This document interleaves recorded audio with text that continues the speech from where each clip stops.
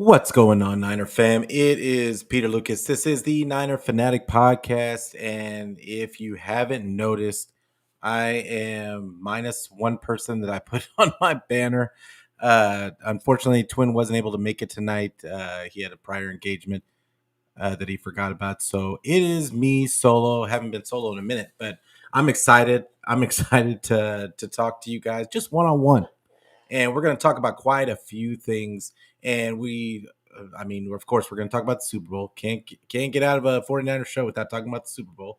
But we're going to talk about a few things. There's been some signings. That we got some free agents to talk about. We've got some firings to talk about. We got to talk about that. But before we get to any of it, we got to hit the music.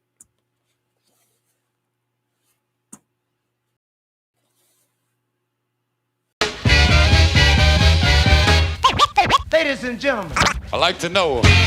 are you ready for start time?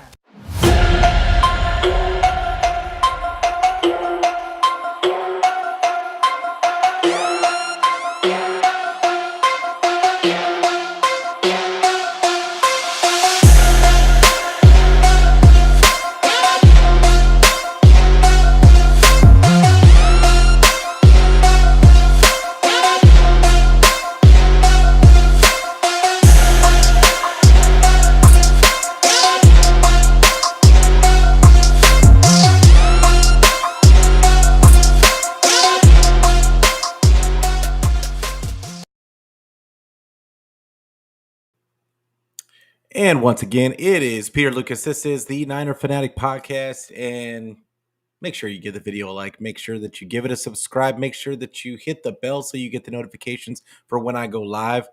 But yeah, so unfortunately, missing Twin tonight. Always love chopping it up with my guy. But we're going to, you're rocking with me tonight. And so that means unadulterated, no filter, and nobody to tell me that I'm wrong. So here we go. And so Super Bowl. I was on Beto's show, me and Beto have our show on Tuesdays. We talked a lot about the Super Bowl, and obviously, and I'm sure that people are tired, are nauseated with going over the same things and the same things and the same things as far as the Super Bowl went. But we got to talk about it just a little bit, because obviously there is a lot of people out there still hurting, still putting blame, still complaining. And guys, it's football. I'm probably just as passionate, if not more passionate, about the 49ers and about football in general than I would say most. But it's not worth spending your whole day on Twitter and other social media just complaining. This is the facts. And I know that people don't want to hear this, but 49ers were a top 2 team in the NFL last year. I know that's not good enough for some. I know. But it's not so bad. and then on top of it, the last 3 years, we've been a top 14 in the NFL. So it's safe to say the 49ers do not suck. And it's safe to say that that Shanny's a pretty good coach. I'm good with Shanny. I'm not caping for Shanny. I know that he has his deficiencies. God knows I have talked about his deficiencies on this show more times than I can count. And I've wanted him to do things that he just does not do. But you know what? You can't argue with success. And the reality is the only step that he hasn't taken is to win the championship. Now, with that being said, it's entirely possible that they could bring somebody else in there and that to get them over the hump. But think about this for a second. What are the odds of someone coming in here? Everybody says, oh, the 49ers just have a great roster. And I've been one. They do. I feel like they do have a great roster. But why do we feel so strongly about the roster? We feel so strongly about the roster because guess what? They fit in Channy's system. They bring in another defensive coordinator and they let him run his system. Guess what? Those guys were a fit in that other system. Obviously, when somebody else comes from outside, the defense does not look the same, at the very least. So when you bring in a new voice, they've got to start a new culture. It's not the waters get murky at best. And it is really a 50-50. It's not just bringing somebody else in and we're going to have success regardless. It's going to be the same thing as Shanny. Like the waters are murky at best. And not saying that we shouldn't think about life after Shanahan. But we also should think about why are we so angry with success when before Shanny we had none. I mean, we weren't even close to success before Shanny got here. Like now you could say the Harbaugh times. Okay. Well, Shanny's been to 2 Super Bowls now. His culture is continuing. This team is going to be a very good team next year. Now, the Super Bowl hangover is real. I am a full believer in the Super Bowl hangover. So I am very wary of what is going to happen next season. I am not entirely sure. Not entirely sure what is going to happen in that situation. Knock on wood or particle board, whatever you want to call it. Like it's hopefully we can get through because on 2020, after 2019, 2020 was not a good year for the 49ers after losing the Super Bowl. The whole team got decimated with injuries. Now, I think that the 49ers and Shanny have learned something since then. I think that they treat the players a little bit differently since then. And I think that does contribute to as healthy as they were this season. They don't really play with injuries anymore. Whereas in the past, if they could go, Shanny was putting them out there. And so I think that situation kind of bodes well for the 49ers, but there will be some new faces. And that's undeniable. There are currently 1, 2, 3, 4, 5, 6, 7, 8, 9, 10, 11, 12, 13, 14, 15, 16, 17, 18, 19 unrestricted free agents from what I'm looking at. It might be 20. I might have just counted wrong. And 2 restricted free agents. So there's going to be some shift. There's going to be a shift this year. There's going to be some people. Now, same thing happened last year. There was a whole bunch of people that were unrestricted free agents. Some got signed back to 1-year deals. Some got re-signed. Bosa got his big deal. I'm looking at some of these names. Some of these guys hopefully will be back. And some of these guys I hope don't come back. And we're going to go down the list. But I just want to talk a little bit. I just want to talk a little bit about Shanny and like I said, I'm not caping for Shanny, but I do want to talk about why and talk through why I feel that he should be sticking around and why he's going to stick around. There's really no choice. We don't have a choice in the matter. Because first of all, number one reason why Shanny is sticking around and not going anywhere, he makes the Yorks tons of money, whether you like it or not. Now, fans might think that they have a voice and that they can get a coach fired if they complain enough. Not if you're making the owner as much money as Shanny's making it. He's been to 3 out of the last 4 NFC championships, 4 out of the last 5. He's been to 2 Super Bowls. And granted, he hasn't won the Super Bowl. That doesn't stop the money from flowing. And this is a situation where they're just coming off of a season where they had 2 home games in the playoffs, which made them tons of money. The faithful travel everywhere and take over every stadium. So you can imagine how much merch they're selling. Thanks to Shanny. Whether you like it or not, it's thanks to Shanny. Because yeah, you might think it's because of the players. It's these players fit really well in Shanny's system. I don't know how well they would do on other teams. Some of them do well. Some of the defensive players have done well. They've gone elsewhere and done well. But it's not a guarantee that everybody is going to do well when they leave the 49ers. I mean, I think we all saw with Jimmy G, not that we all thought that Jimmy G was a barn burner or a great quarterback or anything, but he turned into a third stringer once he left. Nick Mullins, in and out of the league. Beathard, backup third string at best. There is ton. I mean, what was his name? Kendrick Bourne got a big contract to go. When I say big contract is relative, but he got a contract to go to New England, and what?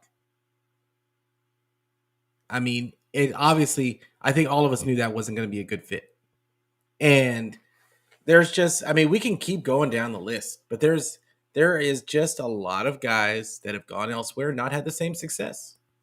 So whether you like him or you hate him for not being able to get over the hump, Shanny is making this team and these owners a ton of money. He's not going anywhere. So let's just get that part out of the way. And I know that some people are sitting there saying, "Oh, well, you want Shanny." I want the 49ers to win games and give us a chance to win a Super Bowl. It's not a guarantee for anyone not named Andy Reid and Pat Mahomes to be in the Super Bowl. Everybody else is fighting to get in. So for Shanny to make 2 in the last 5 years is pretty big stuff. And I think he has a chance to make it again next year. I think Brock is going to be a year better. I think that Shanny's going to be a year better working with Brock. We are hoping beyond hope that Brock, or not Brock, that Shanny gets in the lab and figures out his drop back game, or at least has enough self accountability. Maybe he doesn't show it to us, but maybe he has enough self accountability with himself that he knows he needs to fix those things, and he's not, and his ego isn't so big that he's okay with how the Super Bowl ended and with how the playoffs really played out as far as scoring points and how this offense ran. You can only blame so much on the players. Once it happens 2-3 times, then you have to start looking inward and saying, am I preparing these guys for these games properly? We can sit there and say it's execution. Okay, those are your players. They're your plays. They need to execute. They're executing your plays. So while everybody would love for Shanny to have some accountability, and I love the term, if you can't tell, I think that accountability is one of the most overused terms on Twitter right now when Shanny is concerned, because at the end of the day, we're not his boss. We're not his boss. How are we holding him accountable? And we could sit there and say that, well, we just won't go to games. And we just won't watch. We won't buy the merch. No, you're not. You're going to watch the games. You love this team. And especially when they come in and start winning, you're going to find it harder and harder to boycott or do whatever. I feel like that's extreme. I feel like it's extreme. What does accountability look like from the fan base? I mean, because they can say as much as they want to that Shanny needs to go. Do you think that that Jed York is going, and John Lynch, if he even has to say, is going to actually do anything about that when he's making them tons of money, has a great culture in place. I doubt it. I doubt it. So I don't think accountability is the right word. I think the word that a lot of people are looking for more so than any is we want him to have some humility. And we want him to just have some self-reflection, have some just hold himself to a different standard, and if treat us like we want him to treat us like he treats his players, which his players have talked about it tons, that he has a great relationship with his players. I have a feeling that he lets his guard down a little bit with the players more so than us, more so than the media. I have a feeling. So I feel like we just want him to be a little bit more accessible. And yeah, show some humility. And when you just lose the Super Bowl, it's probably not a good look. And it's probably going to rub people the wrong way when you come out and you say that you wouldn't have done anything differently, like the plays that you called, like you didn't see any problem with them at the time. I mean, that would have been a perfect time for you to just swallow your pride and just say, you know what, my bad. I thought that this would work. It obviously didn't. The Chiefs are a great team, and this is something that I've got to work on, and I've got to get over the top. And you don't even have to go in depth. Just an apology to the fans, to the players, publicly, would have been fine. I think. I mean, tell me if I'm wrong, but yeah, I think. Oh, and I didn't even see everybody coming into the chat. I appreciate you guys coming in, but Steve-O's in the building. Appreciate you coming through, fan. Don't forget Trey you know, that was another thing. I saw a lot of people bringing up Trey. Was that grossly mismanaged on the organization's part? Probably. But it also wasn't their fault that Trey got injured every 2 seconds. And you could say that, yeah, they ran him into brick walls and like all the other stuff. But when they weren't running him into brick walls, he still got hurt. And this is the thing. He could not play Brock Purdy. It was just bad timing for Trey. And I hate to go back into this and delve back into this because I feel like we've been over this 20 million times. But Trey is a third string quarterback for the Dallas Cowboys right now. So what we saw, thank God we got what we got for him. But honestly, nobody was expecting us to get that. And I know that we're all going to blame Shanny and the organization for driving down his value so much, and that we wanted to use him in a different way. But the reality is when you look at what Brock was doing at the time, how can you with a straight face look at the fans in the eye and say, hey, we've got this guy that gets it. We've got this guy that gets it now. Like, we don't have to wait. We know he gets it. And we know that this guy is good. How can they look them in the eye and say, we've got this guy, but we're not going to play him because we spent draft capital on Trey? They did the right thing at the end of the day. Now, did they handle it correctly? No. But at the end of the day, they made the right decision by giving him his trade request. And then honestly, whoever's representing Trey did a terrible job at picking a destination. For you to be a third string quarterback on the 49ers, and then for you to end up still a third string after being traded is kind of silly. What was the point? You might as well have just stayed with the 49ers. What was the point? for you. If I'm Trey, I would have talked to my agent like, okay, you got to go. You got to go because you're not representing me correctly. Like, you need to be talking to some other teams. I don't care what the 49ers get for me. I need at least a chance to be able to get second string to be able to start. Like, I'm stuck third on the depth chart. And now who knows what's going to happen with Trey in Dallas? Who knows what if they end up flipping him again, or he ends up getting let go, whatever the case is, and he gets another opportunity somewhere else. Hopefully that's what happens, because I do want the best for Trey. But when we're talking about that whole situation, but that was another situation, just like I just mentioned. If Kyle had just come out, if Kyle just come out and said, you know, I wish things would have happened differently. We didn't necessarily handle this the best. I thought that I put him in the best situation that I thought that I could with his current skill set, but it turned out that he probably, if that's what I had to do, I probably shouldn't have had him out on the field.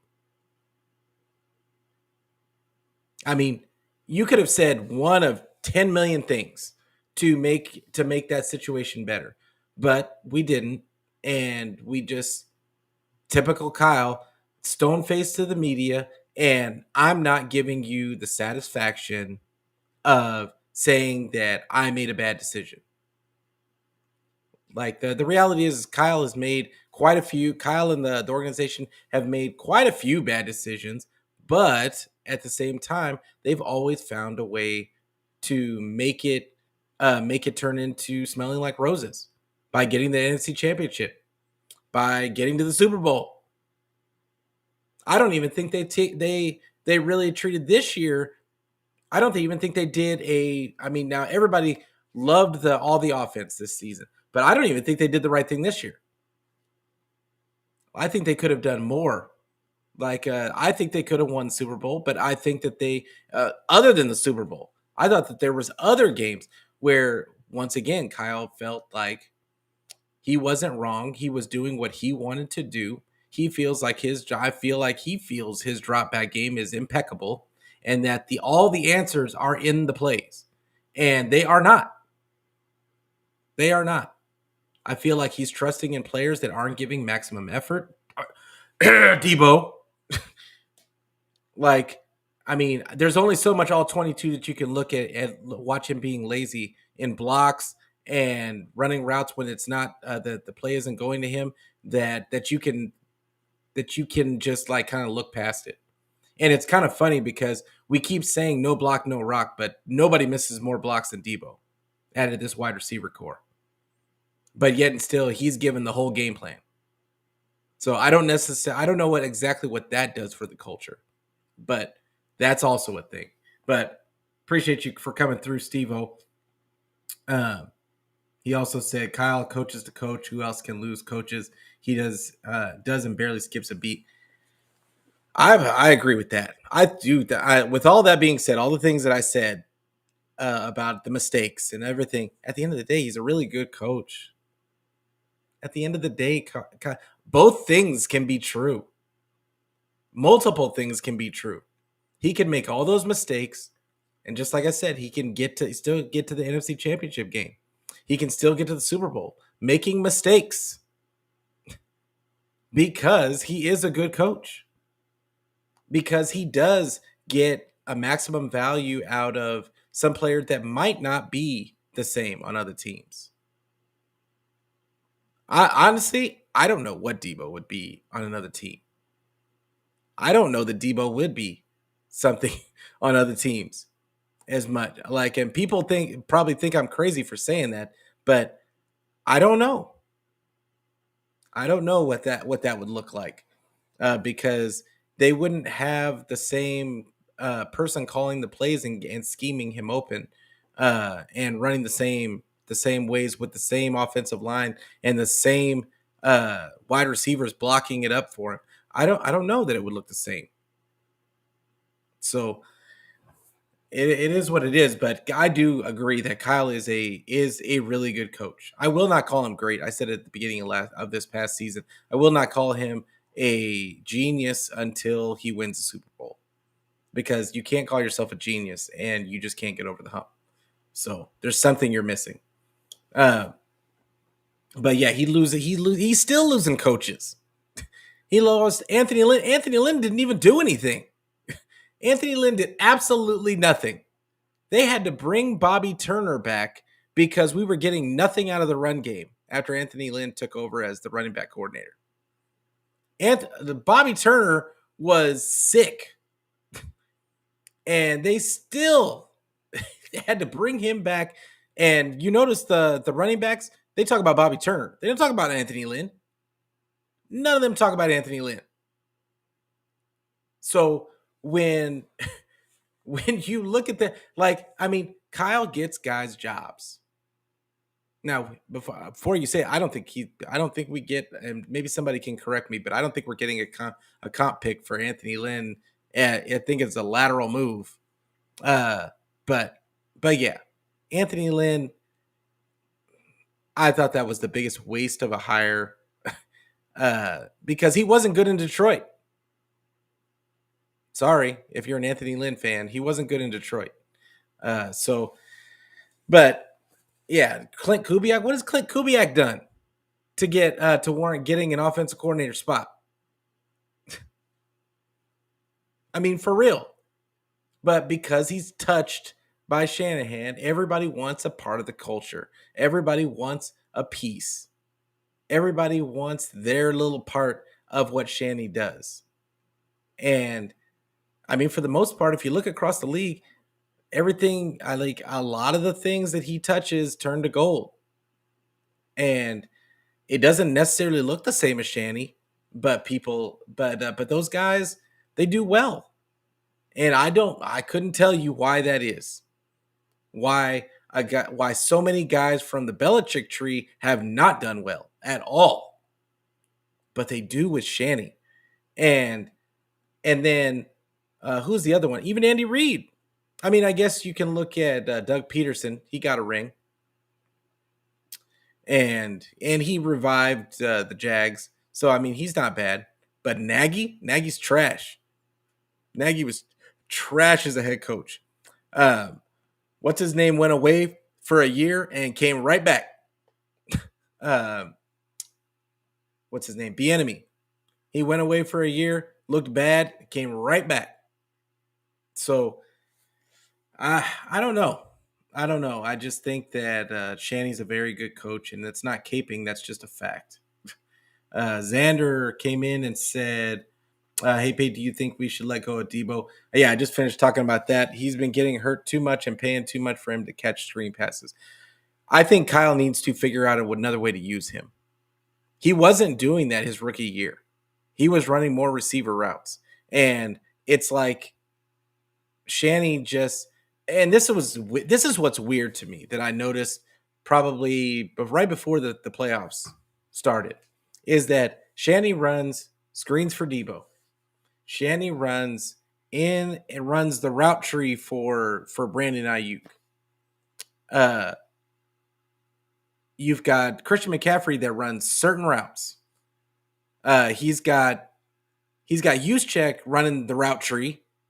Debo only has to run a couple of routes. There's only a couple of routes that Debo runs, and then they use him as a running back. Then you've got Jawan Jennings, who runs the same route every time as well.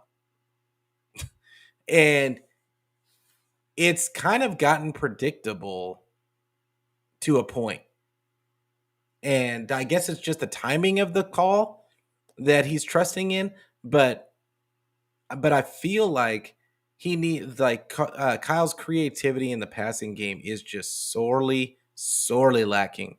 Where as creative as he is in the run game, he is really bad in the drop back passing game. And it's not that he can't scheme guys open. We know that they can get open. But when you go up against some of those better defenses and they key in on what you're doing, and then they can disguise what they're doing, like when you need a play and you've got to just trust in your player, not about the scheme, but you've got to trust in your player. That's where it becomes problematic for Kyle. He's not able to take a player and say, "Hey, we're going to run this. I need you to just go out there and break this guy off." He can't do it. Every play has to be a 5 to 7 step drop. Every play, like he has no quick game. When it's time to get down the field for a score, that's why I think we all look at we question his halftime drives. I don't think he can do it any other way. I don't think he knows how to do quick game or how to run quick game in his system. I think he only thinks of his system, and even in a 3rd and 2, and he runs a certain thing, it's still a struggle. They barely get the first down. It's kind of weird. It's kind of weird. But as far as Debo goes, I said, I want to say last year that I thought that they should keep Ayuk and that they should think about trading Debo. Not because Debo's a bad player. I just think to keep some of your financial flexibility, you've got a different type of quarterback that can throw the ball now in Brock Purdy. I think we should be confident in Brock at this point, that we know he can throw the ball to guys that can run some routes and he can play with anticipation. And I think a better route runner as that in that Debo spot would help out Brock immensely. And even if they're not as dynamic in the run game and you can't use them as a running back, you know what? You got 3 good running backs. Use the other 2 a little bit. It doesn't have to be Debo. I feel like Debo did at times bail Kyle out at times just because of his ability and the fact that everybody blocks on the team. It kind of bailed out Kyle a few times. And I would trade Debo. I'll be honest. There's going to be some guys out there that are going to not be honest and not say that we should probably trade Debo. But the reality is he doesn't give effort every play. He's really not that great of a blocker at all. Like, not when you look at Ayuk, everybody talks about Ayuk's blocking. Everybody talks about Juwan Jennings blocking. Everybody talks about even Ray McLeod's blocking. You very rarely ever see Debo put a really good block. And now because I said that, people are going to be putting on Twitter all the videos of the highlight videos of Debo putting blocks on guys. But they're really, I mean, he's not that high effort of a player. He's high effort when he gets the ball. And I like Debo when he gets the ball in his hands, because you never know, it could go to the house at any moment. But we can't depend, I think the 49ers, it's the same thing as when Christian McCaffrey got to the 49ers. That forced Kyle to use the running backs in the passing game. Even when we had been begging him to do that prior, he wouldn't do it until Christian McCaffrey got on the team. And so I almost want to get rid of Debo so he'll remove that package take that package out of the whole Debo as a running back package out of the system entirely and have to focus on his drop back game. Maybe. That's what I would like to see. And I think that he could do it. I think that another aspect of it is I think using multiple running backs for Kyle would help immensely. It would keep Christian McCaffrey healthier, I think. Less carries should keep him healthy, and it gives confidence to your other running backs. I mean, whenever Elijah Mitchell touched the ball, or Jordan Mason for that matter, I mean, they did well. Why not use them? And Kyle's answer for everything is, well, the best when Christian McCaffrey isn't the best running back, then I'll stop using him. Okay, well, that's an issue because you're why are you running your guy into the ground if you've got not just as good, but you've got other good players, and then that just the juice of having those fresh legs can wear another team down. So that's how I feel. I feel like eventually, I think maybe not this year. I don't think Debo is going to get traded this year, but I'd be shocked if it was this year. But I could see it them broaching the subject next year. I could see it. Kyle has a special relationship with him, but don't be surprised. I thought he had a great relationship with Jimmy Ward. I thought he had a great relationship with a few players that he eventually just traded or got or let go. So wouldn't be surprised. And keep Juwan Jennings. Well, he's a restricted free agent. So the 49ers can match whatever offer he gets. So I highly doubt he gets a significant offer. But remember, the 49ers had $38 million in cap space that they get to roll over into this new year. So that's going to give them a lot of leeway to keep guys this year. So I think Juwan's going to be back for next year. I'm pretty sure he is. Beyond that, I think it really depends on what they decide with Debo. I think if Debo stays, then Juwan Jennings probably won't. But I think I don't think both of those guys stay. And Steve-O said, if Kyle is my fault, what's that going to do? Make you feel better? That's your you. Yeah. And he said, I would have kept Trey as QB2, but he chose to leave. That wasn't an option. He was the third string quarterback for the 49ers. They had chosen Sam Darnold to be the number 2. And now he's gone. He's probably not coming back. I would be shocked if he came back. I think he wanted to be in a winning organization and see how a winning organization works before he went to another team and tried again. But he might come back. I wouldn't be mad at it because I didn't think he played bad at all when he got his chance to play. He got to play with all the backups. He didn't get to play with the starters. And it still didn't look bad. You couldn't blame him for the loss against the Rams. Like, there was drops all over the place.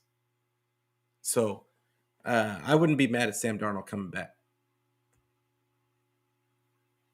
Exactly. Please name the great coaches in the NFL. A top 5 will do. See, that's the thing. And there's good coaches out there that get fired because they're not great coaches. And that I think that a lot of people get so caught up in wanting to win. It's Super Bowl or bust. They think they have a really good roster. So, I mean, everybody thought Nick Sirianni, like all the fans thought he was going to get fired. And I said, there is no way. There is no way that they are going to fire him after getting to a Super Bowl from the year before. And he still ended up getting to the playoffs. Yeah, that wasn't going to happen. It wasn't going to happen, even though it looked really bad. Even though his coaching, but he could go into exit interviews and say, look, I lost my whole coaching staff. Both coordinators got poached, and then as well as I lost a whole bunch of my veteran players from the year before. So he could go to management and say, hey, give me another year to we had a good draft class this last draft.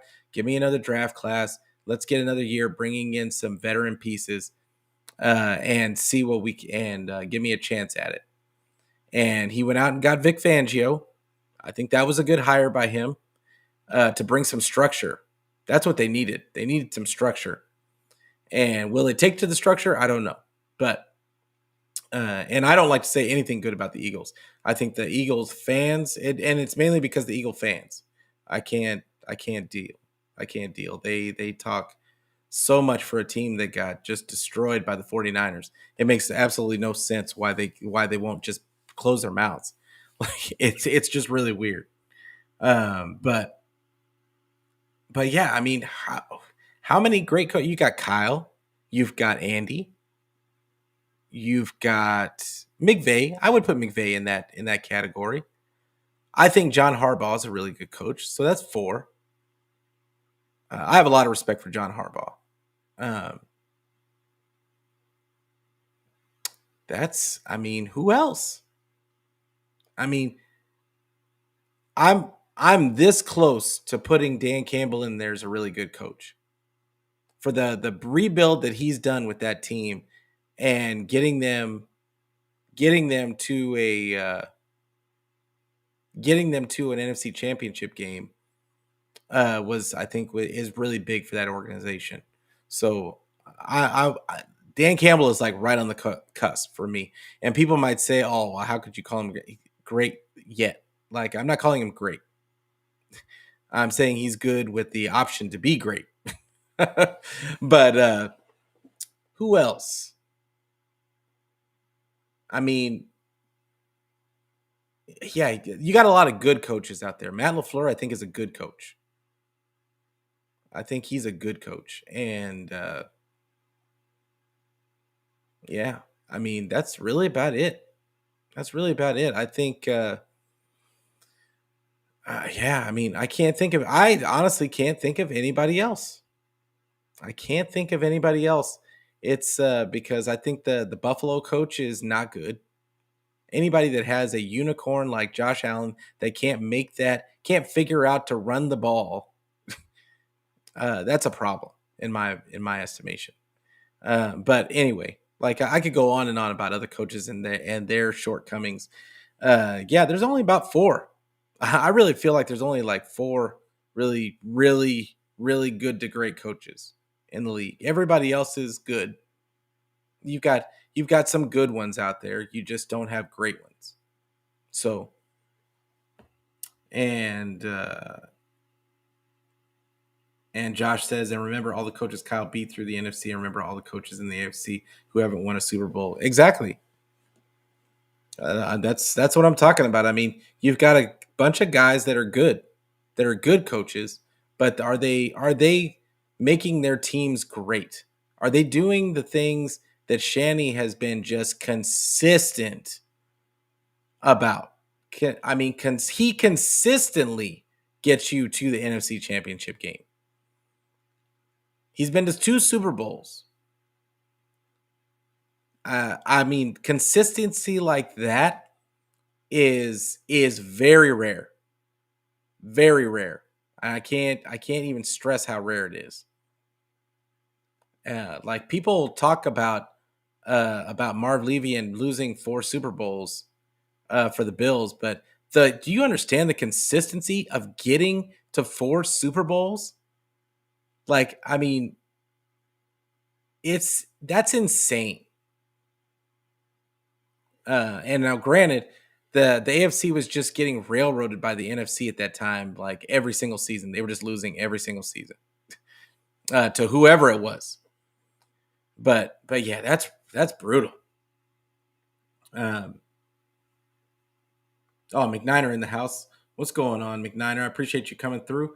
Make sure that you give my guy a follow on Twitter. Make sure that you watch him and Brian Culp. They got a good show on YouTube. Check them out.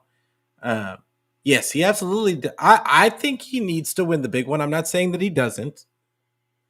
At the same time, I enjoy being good. I enjoy being just a good team, a top 2 team in the league, top 4 team in the league. Like, that guarantees you, not the guarantee. I shouldn't guarantee is a bad word. It gives you a very good chance of getting to the Super Bowl and getting over the hump when you are consistently a top 4 team. You have a chance. And that's what I enjoy about Shanny and what he brings to the team is the fact that we're going to have a top 4 team. Now, people are going to sit there and say, oh, well, he's not going to get him over the hump. Like, is it his fault? I'm going to go down. I'm going to go ahead and do it. Is it his fault that Christian McCaffrey fumbled? Is it his fault that the ball bounced off of Daryl Luter's foot? Like, is it his fault that Trent Williams got a false start and got a holding penalty, and that there was other false starts throughout that game? Was that his fault too? I mean, was it his fault? What was the other one? There was another one in there. There was another one in there that I can't remember, but there was another thing in there. Was it his fault that Moody missed the extra point? And don't tell me it got blocked. That kick didn't have a chance.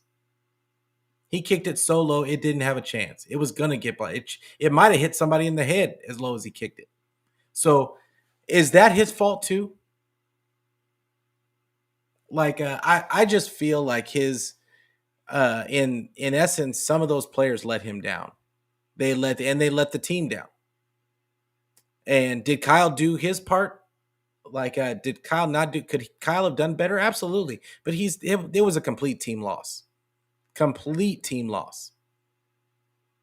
And once again, that falls on Kyle, just because you've got to have your team ready to play. Now, you can't control Christian McCaffrey fumbling. You can't control guys false starting out of nowhere. All pro, all time great guys getting penalties.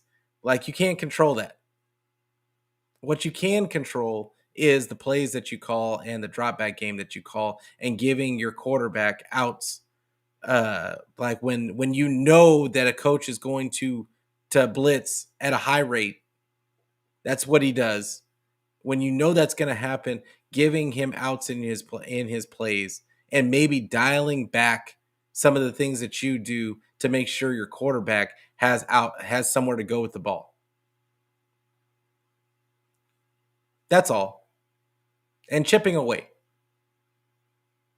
Because I think Brock did an excellent job and it's terrible, but of managing the game. Like, I mean, he didn't put the ball. He got his touchdown, had no interceptions, no fumbles, and threw for 255 or 253, something like that. Like, but I mean, it comes down to he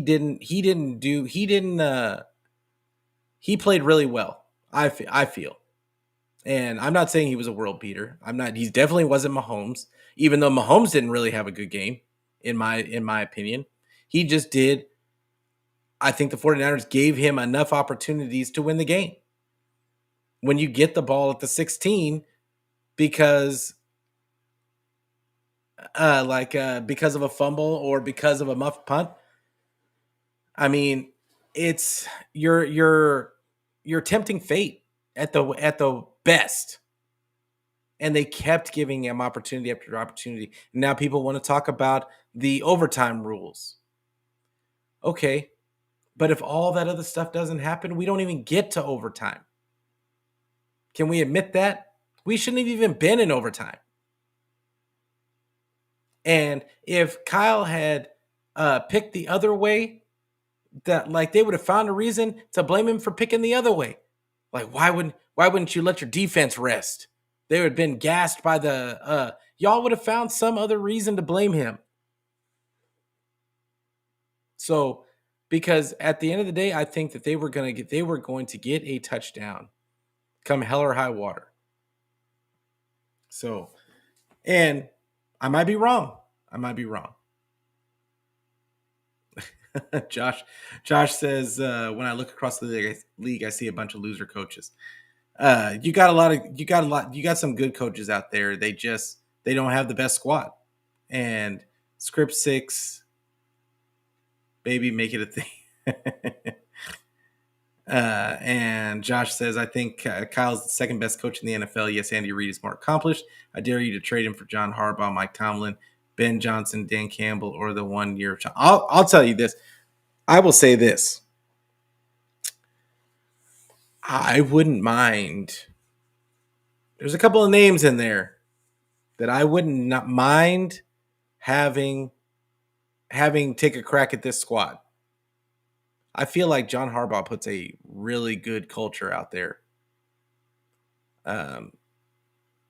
I know that people aren't fond of his scheme, but that's a scheme that he runs with Lamar Jackson, where he feels the need to run the ball a ton. Um, and then Mike Tomlin, he hasn't had a good quarterback since when? And he had a running game, like an offensive line since when?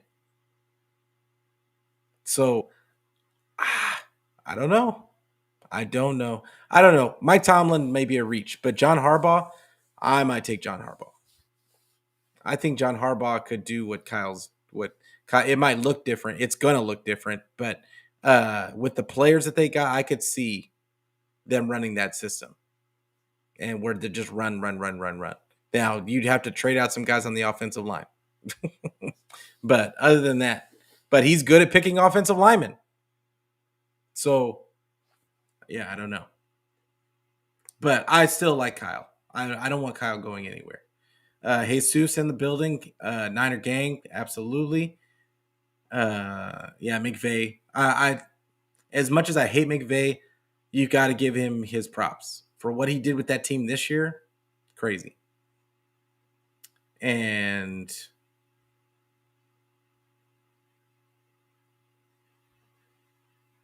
yeah, was Twin supposed to be on with his brother? Yeah, that was, like I said at the beginning of the show. Yeah, he unfortunately double booked. I didn't want to put him on blast. It is what it is. Like family over everything, right? So it is what it is. Twins gonna be back on another day, and but I appreciate he's always available whenever I ask him to come on. Usually, so. Uh, Niners offense struggled versus top teams, especially in the playoffs. Yeah, I mean, and Drew in the house. Appreciate you coming through, fam. Like, make sure that you check out my guy Ron Niner and the Niner Lounge. Like they have a really good show over there. Make sure that you check my guys out. Appreciate you coming through, bro. And McNiner asks, who should our next DC be? Man, I'm torn. I will be honest with you. Who should be the next DC? I'm torn up by that. Like, I feel that the next DC, everybody wants it to be Staley, the guy that just got fired from the Chargers. I'm not so sure. I'm not so sure, but I wouldn't be mad at it. I think that Kyle hires a guy from within. I think he promotes somebody from within. I'm looking at Daniel Bullocks, and I said it before. Other people were saying it on Twitter, but Daniel Bullocks. I don't think Johnny Holland wants it, and but I think Daniel Bullocks is a young guy that's on the come up that could be in that vein, and not that we know what it's going to be, but just somebody from within that knows the system backwards and forwards and knows exactly what Kyle wants, knows exactly what makes these players, how these players play the best. And I think that's really the key. Steve Wilks hadn't been in the building before this year. He didn't know how these players ticked. He can watch tape and look and do what he thinks is the best. But the reality is he wasn't here. He wasn't in the building. And I feel like that's really what made D'Amico so good is that he had come up through the ranks and he knew exactly what made these players tick. He knew and he grew into his coaching ability. And I think that really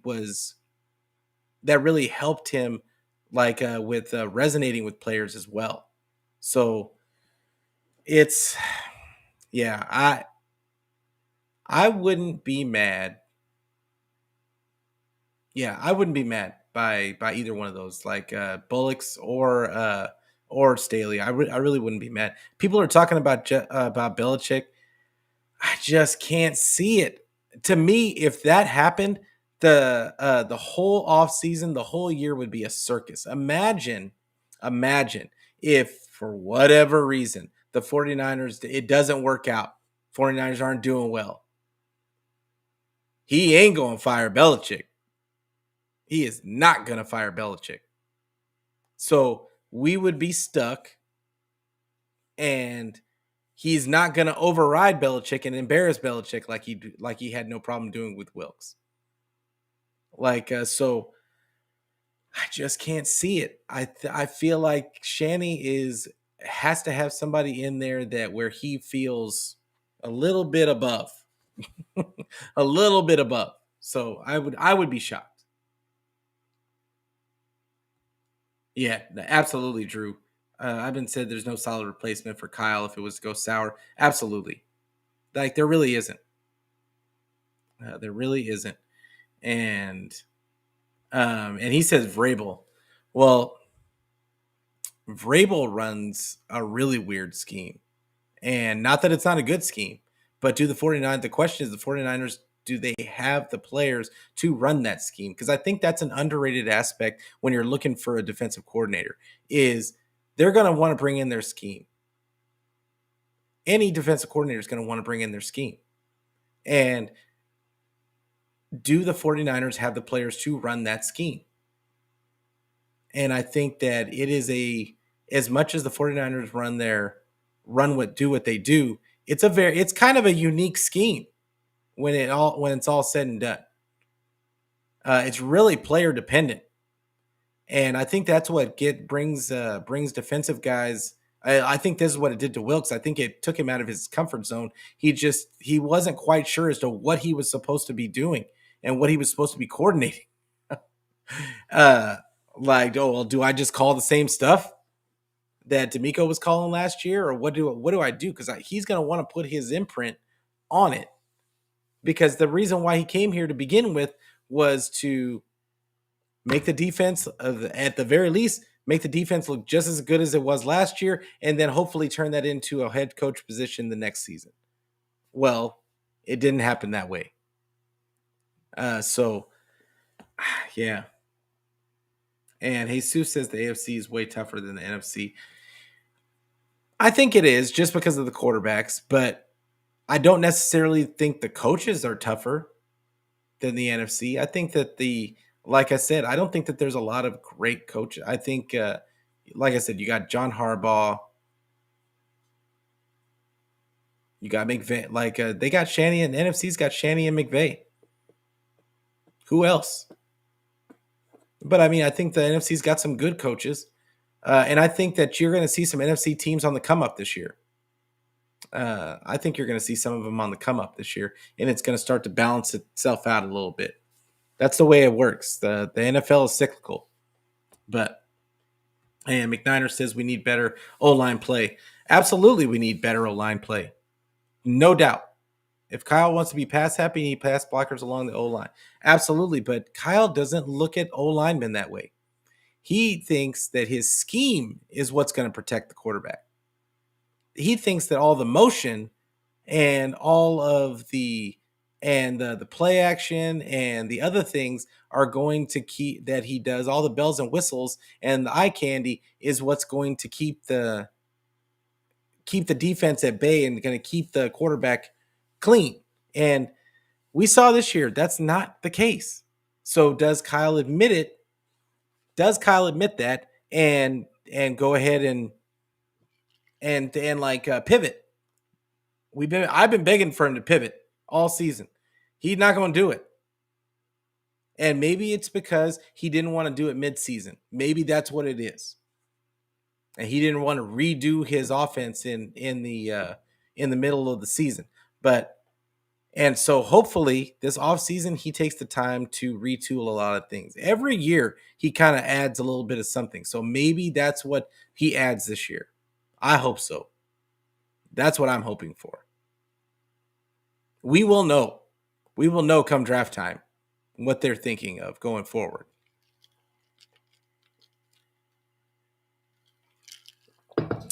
But what else have I got? So Kyle fires Wilks, which let's everybody. I think can we all agree at this point? Can we all agree that Wilks was destined to get fired? I mean, I don't think that I was the only person that saw that the defensive fall off throughout the year, and that Kyle saw it too. The players saw it. The players felt it. We can talk about points allowed. We can talk about all those things, but it was obvious, I think, that it was uncomfortable at best between Wilks and Kyle. And then on top of that, it was uncomfortable for the players. Bosa wasn't able to do what Bosa wants to, what made him good. A lot of the players weren't able to do the things that made them dominant, I feel. And I think that Wilks got too caught up in covering every blade of grass instead of in like D'Amico was more of a gambler. He would leave entire sides of the field wide open and guess that the quarterback couldn't make the read. And he would cover everything underneath and just trusting that the rush was going to get there. And Wilks did not do that. Wilks did not trust that the rush was going to get there. He was going to put a vanilla rush scheme up there every single time. Very few stunts, very few opportunities to keep. It was very vanilla. And to the point to where other teams were talking about, it wasn't just 49er content creators. It was other teams were talking about, and other media members were talking about how the 49ers defense was predictable. We were not the only ones. So before you call us Wilks haters, because there's some content creators out there saying that people just hate Wilks and for no reason and all this other stuff. There's a reason. If it's true, because there was a rumor out there that Kyle put together the defensive game plan for the Super Bowl. If that's true, it would immediately, when I heard it after the fact of the game, because at the beginning of the game, I said, oh, wow, okay, the defense is firing off the ball. And they looked like last year a little bit. And so then immediately after the game, when that rumor came out, I was like, okay, makes sense. It makes sense. So, but if that's the truth, then it speaks to why Wilks was let go. He couldn't get the same juice out of this defense that had been gotten in the past. I get it. Points, all that stuff. Top 3 in points, all that stuff. I get it. He only gave up 19 points in the Super Bowl. I get it. But it wasn't what Kyle wanted. And we're going to sit there and say, oh, well, Kyle's only giving you so many points. Okay, Kyle's not going to fire himself.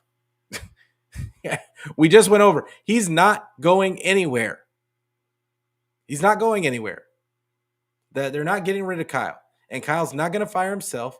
He's obviously not going to apologize to anybody.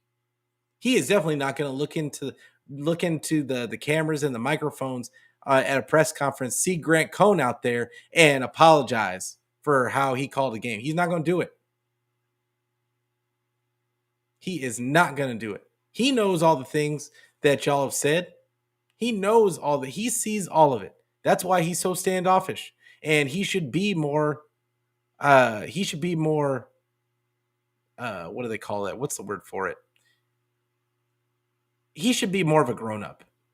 He should be more professional than that, than to care what the media and the fans think.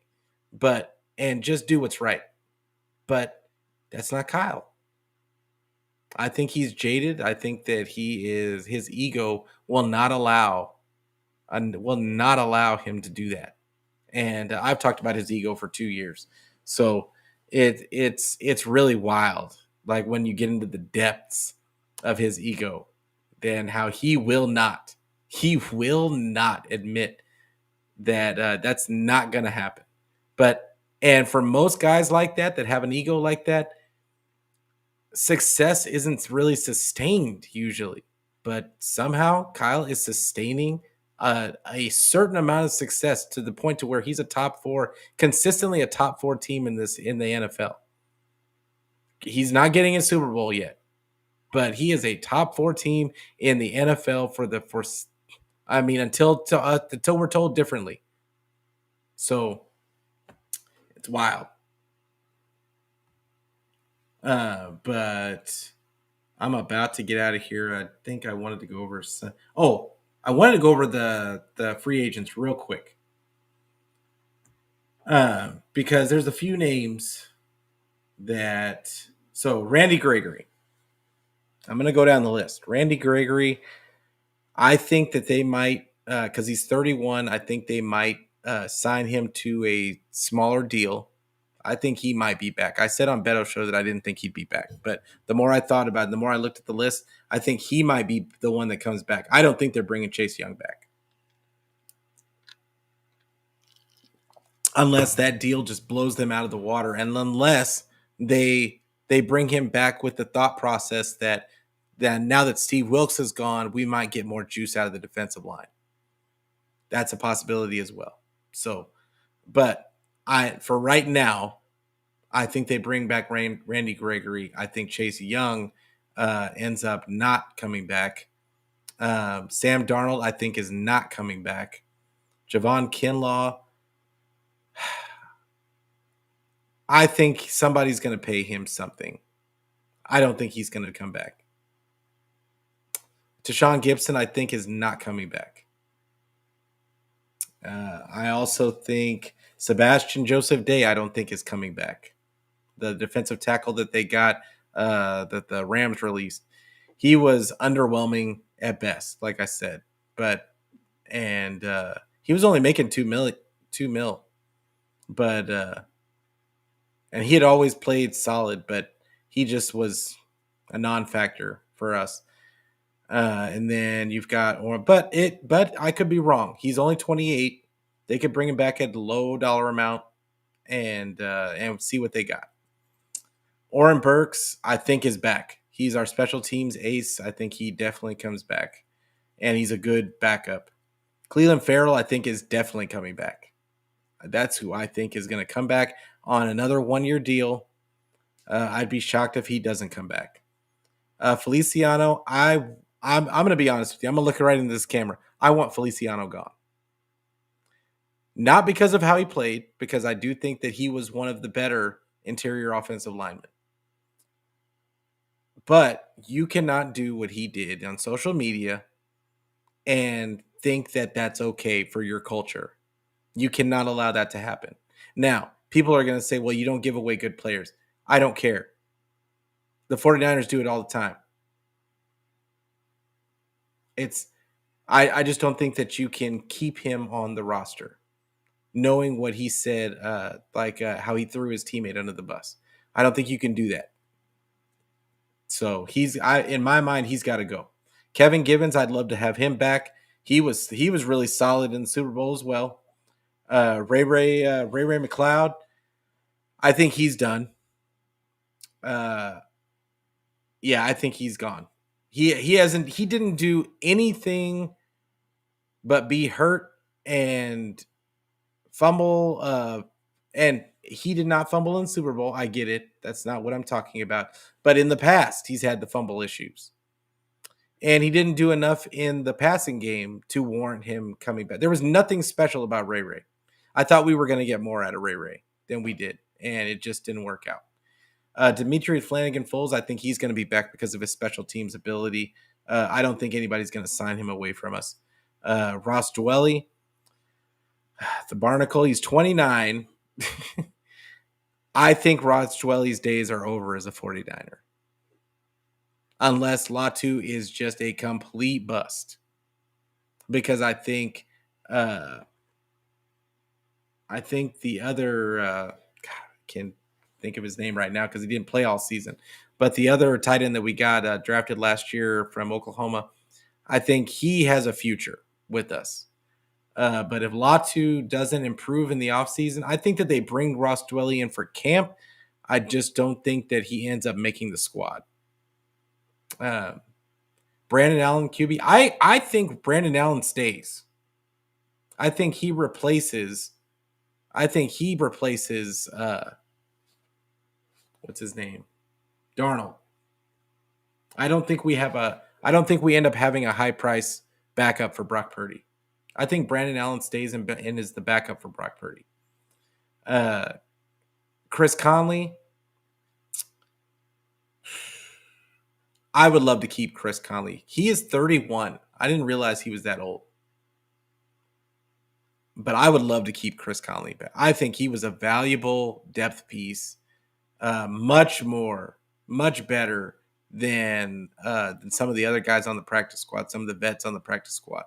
I think Chris Conley is. I think they should find a way to bring him back for another season. Logan Ryan, I think he's gone. The Matt Pryor, gone. I don't see any reason to keep him around unless it's just for complete depth purposes and they have nothing else. Jawan Jennings, I think he's back because he's a restricted free agent and they can match whatever offer. I think that they're gonna tender him at a certain point to get him paid, and he's gonna stick around for at least this season. And then Ben Barch, I think he's gone. He's a restricted free agent, so he might be back just at a cheap price. And Charlie Warner, I want to say he's gone. I want to say that he's gone. If one of them, Ross Dwelly or Charlie Warner, is going to be gone after the season. And then Terrence Mitchell, yeah, he's not going to be back. So quite a few guys that will not be back. They said, oh, Javon Kinlaw's got market value already. They're saying his market is going to be $5 million. So that's what Spotrac says. And if that's the case, then I don't think they bring him back. They're not going to pay him $5 million. And then Chase Young has market value as well. That's why I think Randy Gregory ends up being the one that they keep. But Chase Young, oh yeah, they think Chase Young's going to get $13 million. Like I absolutely not. Absolutely not. I don't think that you can do that. Yeah, I'd be shocked. So those are our unrestricted free agents. Braden Willis was the name of the tight end. And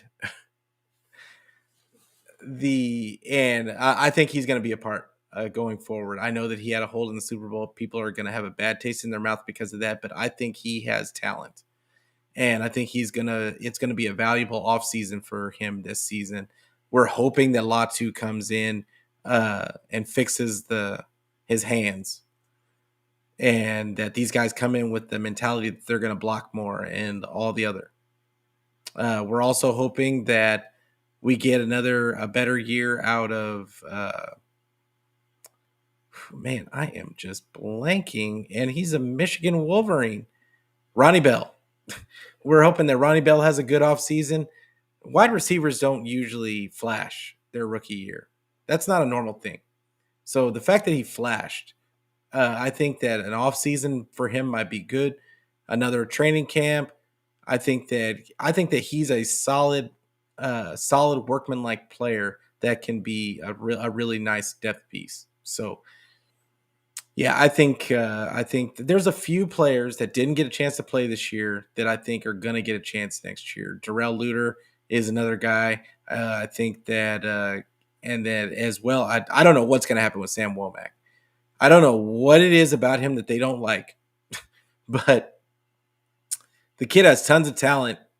I don't know what it is. So I'd be interested to find out what the issue. It never gets out like what is wrong with him, but. And McNiner says he wants Cleveland Farrell and Jawan Jennings back. Me too, bro. Me too. I think they're both back. I don't think that that's going to be an issue. I think Cleveland Farrell will be back because of his injury. I think that he's going to sign for less. Jawan Jennings, I think that he's going to. I think that they're going to tender him, and he probably doesn't. Nobody even offers him. So I would be shocked. So I think that both of those guys are going to be back, but we'll see. We'll see. Right now, it is draft is starting to get mock draft season. I'm still pissed off at PFF for putting a paywall up for us to use mock drafts. Like that's just silly. But there's a couple of good ones out there. Mock draft database simulator. It's not bad, and then once, well, you got to pay for them too. The one for the Draft Network you got to pay for now too. So and then PFN I think is the name of it. Theirs is always all over the place. So I don't recommend that one. But I got a feeling it's business. So like some of them are gonna pop up. Some new ones will pop up this year. But with that being said, I'm gonna get out of here, folks. Like I do apologize that Twin and all of his energy didn't make it onto the show. I will be back next week, and we're gonna try and get Twin back on the show next week. But like I said, make sure you give the video a like. Make sure that you give it a subscribe. Make sure that you hit the bell so you get the notifications for when I go live. And yeah, just breathe. Niner fanatics, like just breathe. It's gonna be okay. I promise you. We're right back. We're back to square one, but we have a good nucleus. We still have a good coach. No matter what you think of Kyle, that he can't get over the hump, he's still a good coach. He's still a good coach. And even with all the losses on the coaching staff, it's still going to be a good product. I promise you. and I have a feeling that they're gonna find a way to fortify this team. I think that it's going to be another off season of what ifs and could have beens, and Ayuk's got to get paid. People are going to expect him to get signed before the 49ers want him to, but yeah. But yeah, just so you know, I am on YouTube, I'm on Twitter, I'm on Facebook, I am on anywhere where you can get your audio podcast. I don't care where you get it, just get it and tell a friend to tell a friend so that we can be friends every day, every week. With that being said, I'm going to get out of here. You guys have a good night. And as always, go Niners.